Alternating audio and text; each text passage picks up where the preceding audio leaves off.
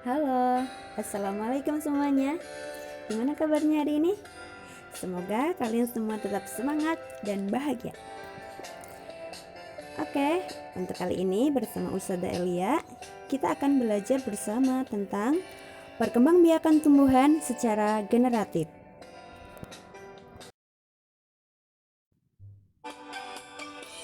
Perkembangbiakan secara generatif sebenarnya telah disebutkan pada sebuah ayat di dalam Al-Quran yang menggambarkan terjadinya penyerbukan tanaman, yaitu pada Quran Surat Al-Hijr ayat 22 yang artinya, dan kami telah meniupkan angin untuk mengawinkan tumbuh-tumbuhan, dan kami turunkan hujan dari langit, lalu kami beri minum kamu dengan air itu, dan sekali-kali bukanlah kamu yang menyimpannya.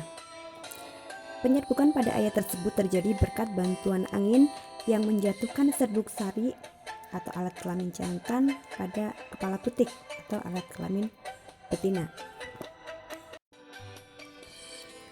Cara perkembangbiakan tumbuhan ada dua. Yang pertama, generatif atau kawin, yaitu melalui perkawinan atau penyerbukan antara benang sari dan putik.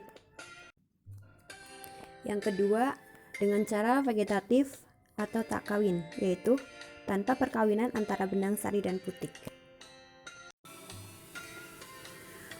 Untuk perkembangbiakan tumbuhan secara generatif memiliki beberapa ciri. Ciri yang pertama yaitu ada dua induk, yaitu jantan atau benang sari dan induk betina atau putik.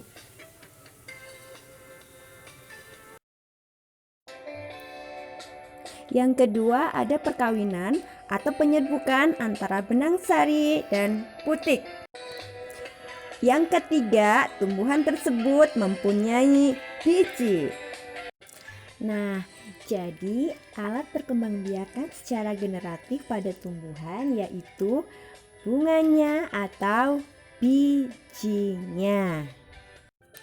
Oke, inilah salah satu contoh gambar bunga beserta bagian-bagian bunga. Yuk kita pelajari bersama. Untuk bagian yang pertama yaitu tangkai bunga. Tangkai bunga biasanya berfungsi untuk menopang atau menyangga bunga.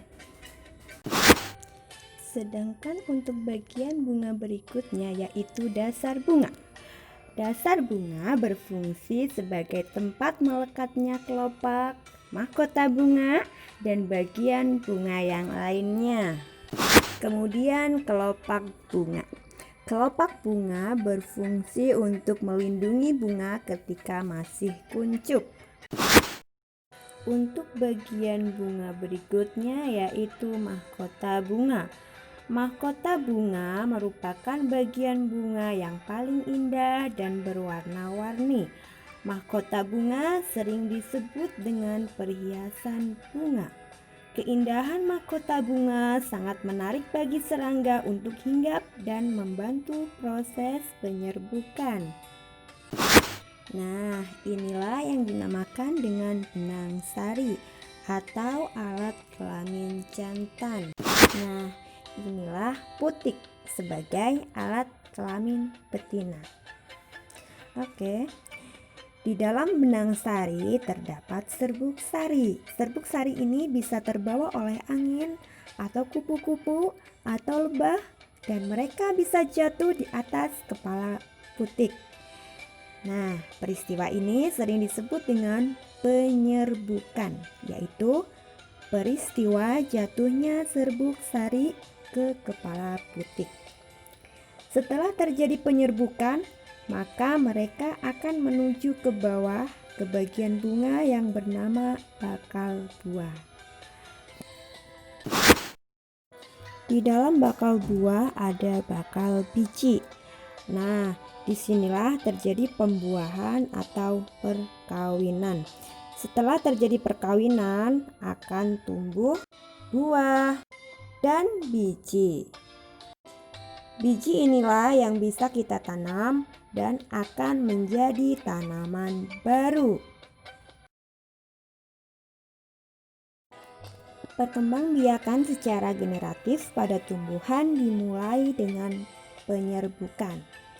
Nah, sekarang kita akan membahas jenis-jenis penyerbukan. Penyerbukan adalah peristiwa jatuhnya serbuk sari ke kepala putik. Yang pertama yaitu penyerbukan sendiri. Penyerbukan sendiri terjadi pada satu bunga saja. Nah, jadi putik dan benang sarinya dari bunga yang sama. Kemudian penyerbukan tetangga. Penyerbukan tetangga terjadi pada dua bunga tetapi masih satu pohon. Jadi serbuk sari jatuh ke kepala putik bunga lain tapi masih satu pohon. Kemudian penyerbukan silang. Penyerbukan silang terjadi pada dua bunga dari dua pohon yang berbeda tapi masih satu varietas. Jadi serbuk sari jatuh ke kepala putik bunga tumbuhan lain tapi masih satu varietas. Contohnya yaitu penyerbukan dari bunga mangga aromanis dengan mangga aromanis tanaman lain. Kemungkinan dua tanaman tersebut masih berdekatan. Kemudian penyerbukan bastar. Penyerbukan bastar terjadi pada dua bunga yang berasal dari dua pohon yang berbeda varietas. Jadi serbuk sari jatuh ke kepala putik bunga tanaman lain yang berbeda varietas. Contohnya penyerbukan mangga aromanis dengan bunga mangga golek. Oke, berikut adalah beberapa contoh tumbuhan yang berkembang biak secara generatif atau dengan biji. Ada pepaya, durian, rambutan, jambu, jagung, dan padi. Nah, sekarang ayo temukanlah tumbuhan lainnya yang berkembang biak secara generatif atau dengan biji.